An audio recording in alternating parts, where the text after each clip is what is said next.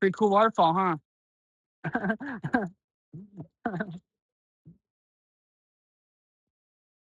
So I am here today to talk about the spiritual path, just a general topic. And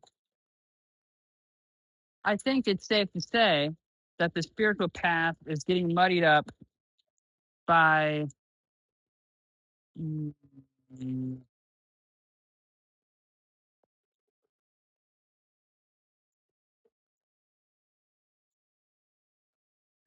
it's getting muddied up by the people who've had spiritual experiences and have done work on the spiritual path, and then now are telling everyone that they are not their body and that they are not their thought, and that consistently talking about you're not your thoughts, you're not your thoughts, you're not your thoughts. Just be not your thoughts, and then boom, bada bing.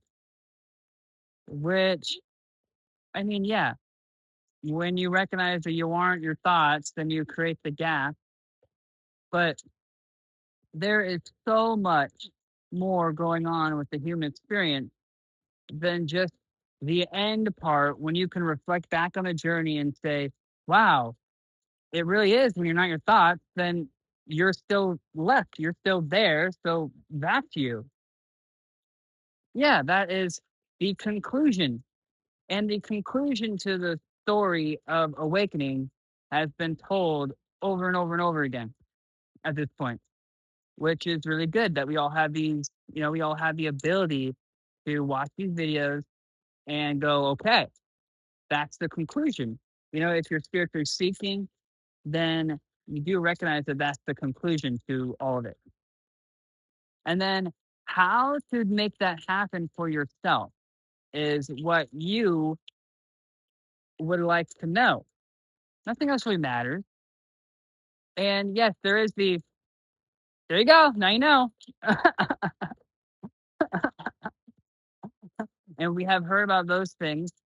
And I believe that most of you are probably relatively jealous of those stories.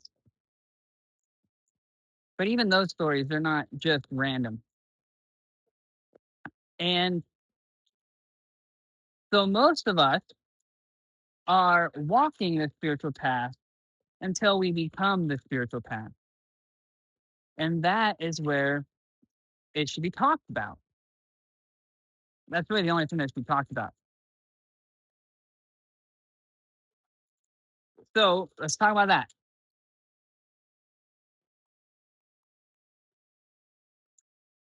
So you have found within your life right now that you want to end your suffering, to end your complaining, to end your what if, who da bada, the boop boop boop boop, you know what I mean, all that stuff.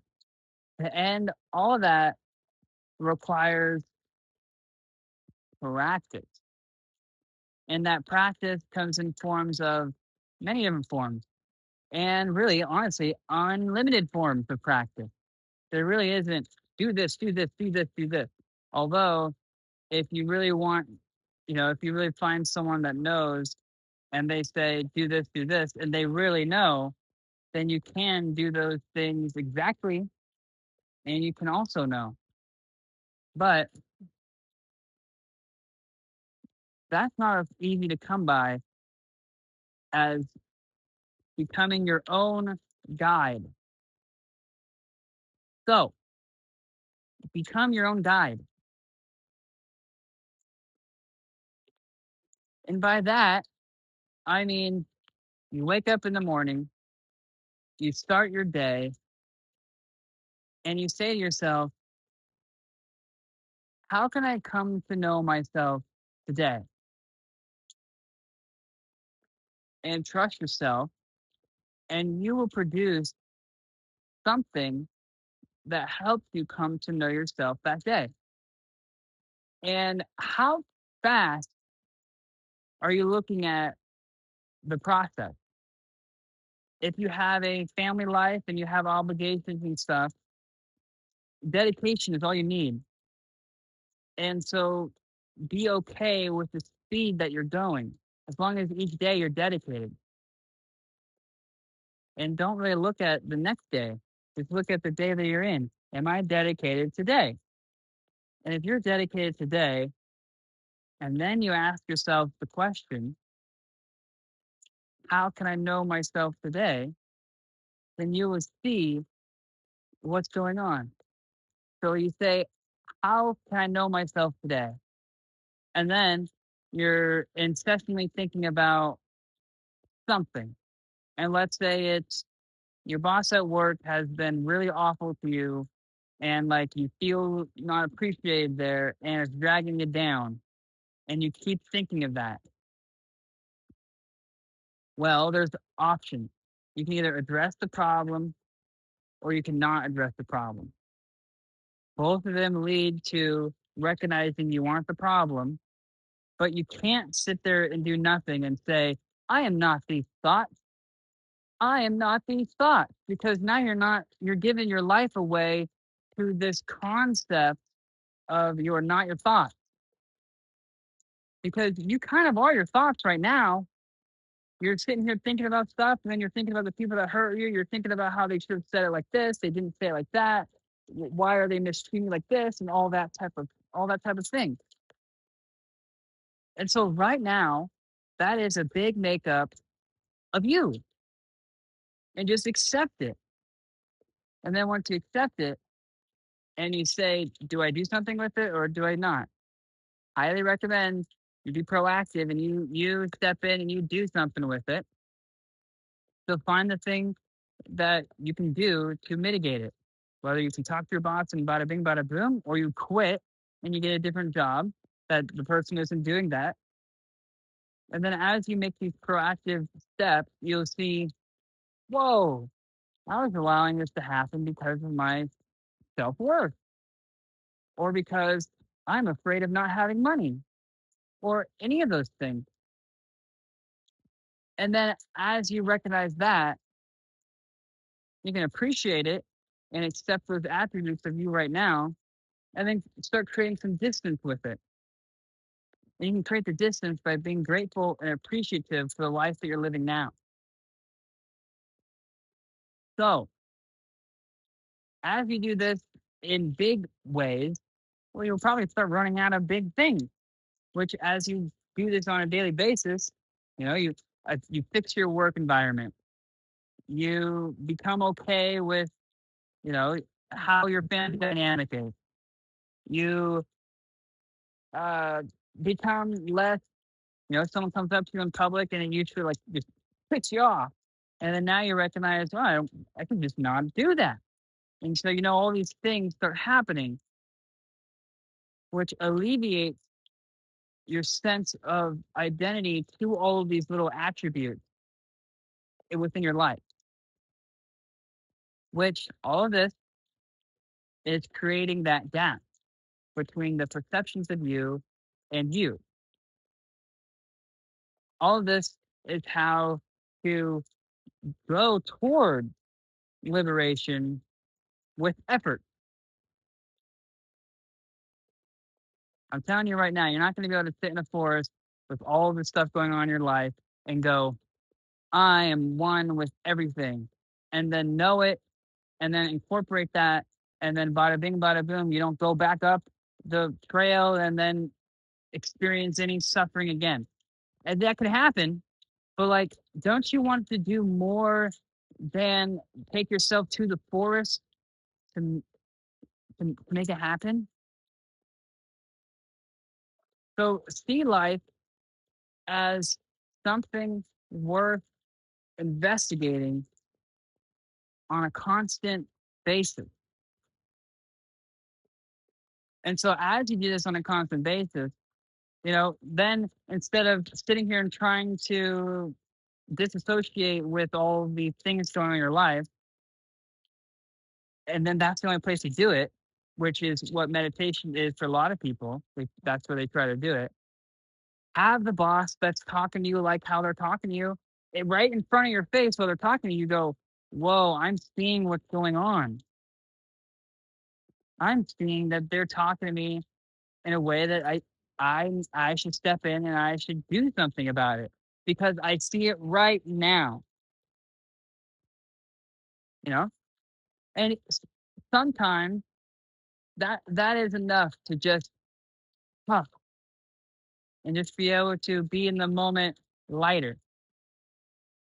And then if it's a really severe thing, then being proactive is a really good thing for you to do.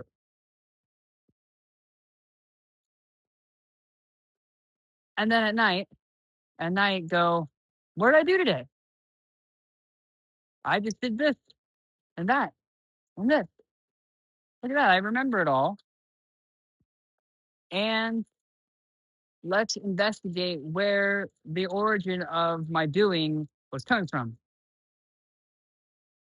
And as you do that, you are investigating your actions, which creates a little bit of separation. And so this is a way to, as you remember to do this, well, the other thing, you can start incorporating other things. So you're doing this for a while, and then you're finding that, well, you're not really, maybe you're not really paying attention anymore at, well, on your drive. You drive somewhere and then you forget the whole drive. And then you go, huh, well, if the whole idea is to be awake in the moment, I can't not remember the entire drive because that is all these moments of not remembering. So if it bothers you enough that you are, you know, kind of like zombieing through certain parts of your life, well, then create your own system to remember those parts of your life, you know, and then enjoy them.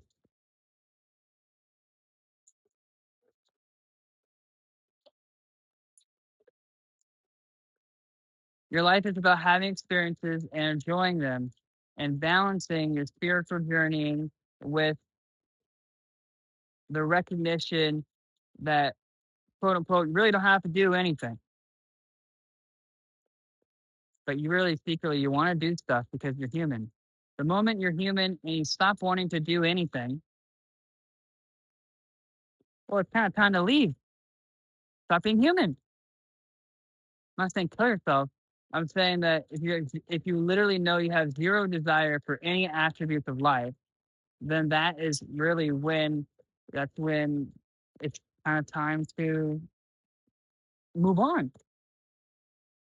And so that's an easy way to know that there's something there for you to do. So if you're on the spiritual path and you're finding yourself going,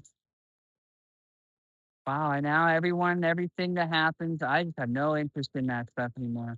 No interest whatsoever. I don't know, this waterfall's pretty cool.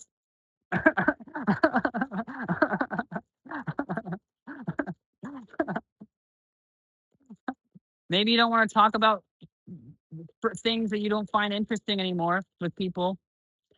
But like, this waterfall's cool. Go take yourself to see one. And then as you take yourself to see one, you'll be inspired. And you're here because you want to be inspired. And the spiritual path has inspired you. So yeah, those are some things to do, ways to not get trapped in the spirituality is all about sitting here and doing nothing and disassociating with all of my thoughts as often as possible. And that's all I can do now. And so, well, the thing is, when you're sitting there thinking about, I am not these thoughts, I am not these thoughts, I am not these thoughts, I am not these thoughts, then you become that thought. So just take a step back from it all and then come back in and observe without prejudice or judgment at what is going on, and then see where you are called to make change such that that change brings about a lightness of spirit and a wholeness of experience.